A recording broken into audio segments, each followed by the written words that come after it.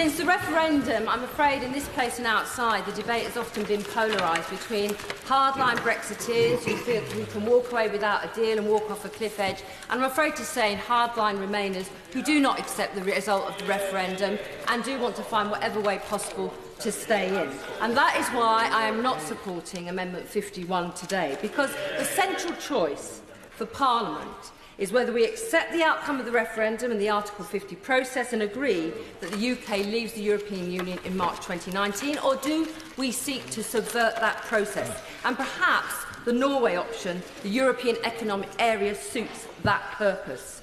The EEA agreement helped 3 small countries who could not persuade their people to adopt EU membership.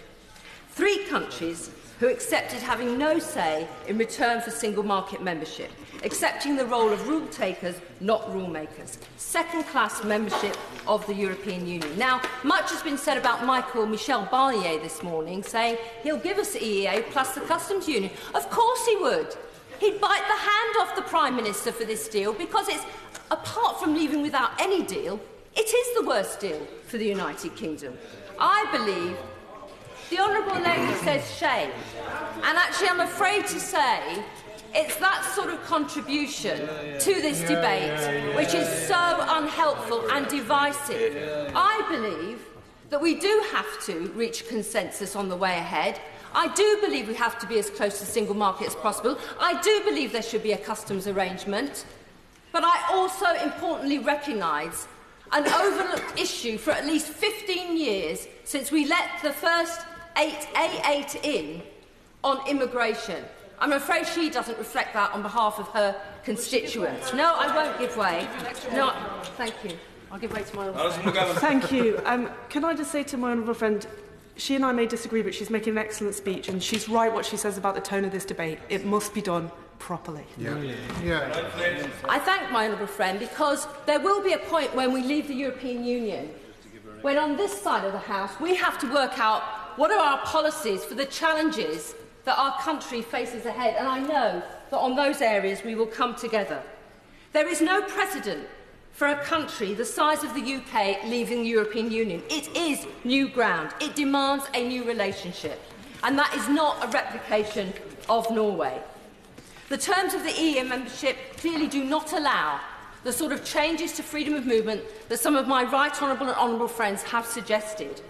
The only provision affecting migration is the Liechtenstein solution, a temporary break on immigration in the event of an economic crisis, a provision for a country with a population half the size of my constituency, Don Valley. That is not an adequate response to public concern, to lack of control the UK has had over EU migration since 2004. And I would say to my honourable friend, the member for Streatham, there are many people from the black and ethnic minority community who also voted leave, who are also concerned about free movement. So to move forward, we cannot just cobble together an idea that the EEA amendment puts together. There has to be an end to freedom of movement, just in the way my honourable friends on the front bench have suggested, and then we, out of that, decide what sort of migration we want in the future. And my constituents, who have been insulted, those Leave constituents, day in and day out, by some of the comments in this place and outside, are not against all migration. But they do want to have a sense that we can turn the tap on and off when we choose, but also they want us to answer the question, why hasn't Britain got the workforce it needs? Why is social mobility stopped? Why do we train fewer doctors? Why do we train fewer doctors than Holland or Ireland? And why are these jobs dominated by those in the middle and upper classes, so my constituents don't get a look in? So, Mr. Speaker, I will be voting for the Labour amendment because it seeks to delete the EA option. It's not perfect. And if that is lost, I will vote against Amendment 51. And I urge this House to reject that amendment and begin to face up to the policy challenges of life after Brexit. Thank you. Anna Soubry. Thank you very much, Mr. Speaker. I'm sorry, Mr. Speaker. I know it's courtesy, but it is not a pleasure to follow the Speaker, the Honourable Lady, Right Honourable Lady for Don Valley, somebody who I have admired for many years, but have found that to be one of the saddest speeches that I've ever heard. I will be voting. Right, well, I'll tell you why. Stop the clock. Can I please appeal to colleagues? I understand there are raging passions on these issues, but please let's try to treat each other with respect. Members are honourable and right honourable members who happen to hold opinions which differ. Anna Soubry. Thank you very much, Mr. Speaker. You'll remember I said how much I respect the right honourable lady for so much of her work, but on this I profoundly disagree. I'll be voting for the amendment, very good amendment, written and beautifully advocated by the noble Lord Kerr. I'd urge honourable members to read it. It says everything that I agree about the value of a customs union. In due course, that bill will come back. I'll make the argument. I will ask British business, please write to your local MP, explain, as the honourable member for Wantage explained, how he had spoken to one of his businesses, and they explained in good, simple, plain terms why having that customs arrangement is so important to his constituents, their jobs, their future for their children, their grandchildren. I will be voting for the EEA amendment because I believe, as I've said many, many times in this place, of the value of the single market. And I say to the honourable lady, I am appalled that that the honourable lady, as a member of the Labour Party, has stood up and not understood and appreciated the considerable value that immigrants have brought to our country. These are human beings. I'll take an intervention when I want. I'm not afraid of a debate, and I'll take it now. Caroline Flint. I would urge, Mr. Speaker, the honourable lady to look at the record of Hansel. I made very clear that I wasn't against all immigration, and I said also very clearly that nor are my constituents. But they want to feel that we have better systems in place, that they feel that it's fair and managed, and that is something they haven't felt for a long time. I would gently say to the honourable lady, she represents an area of the world which this country I know quite well. I'm from North Nottinghamshire, I'm from Worksop. I also represent, of course, the constituency of Broxtowe, and it's often quite peculiarly unique and perhaps a little bizarre that those who complain most about immigration are in areas where there's actually very little of it. That is the point. It is the fear of the stranger. It is the fear of the unknown.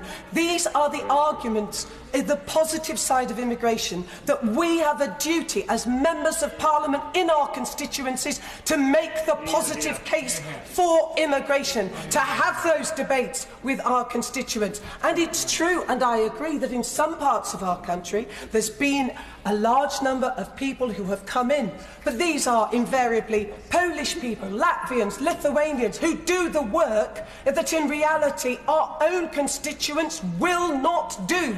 It is a myth to say that there is an army of people sitting at home desperately wanting to do jobs. The truth of the matter is we have full employment and we do control immigration. How do we control it? It's called the market. Because overwhelmingly people come here, of course, to work. When we don't have the jobs, they simply do not come.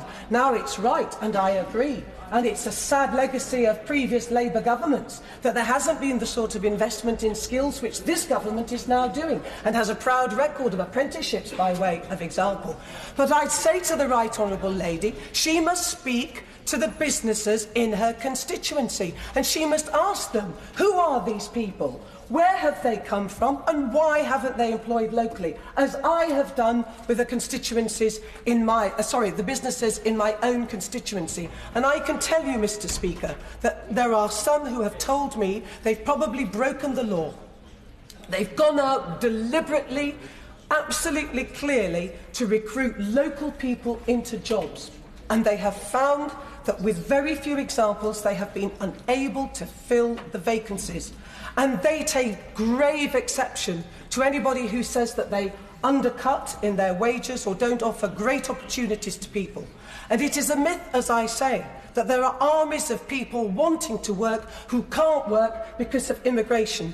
And the huge danger of the argument being advanced by some honourable members opposite, as the honourable member for Streatham has said, you will play into a narrative that instead of looking at other factors in life, turns to the stranger, and history tells us the danger of doing this, and blames the foreigner, the unknown, the person with a different coloured skin or accent, when actually actually there are other reasons for the discomforts and the problems that they have in their lives. So I say to honourable members opposite, be proud of your fine tradition, and what you should be doing is advocating the case for immigration and then saying this: suck it up. Suck it up. There is no alternative that has been advanced in this place other than the customs union, the single market. Let's grab it, let's do it and move on.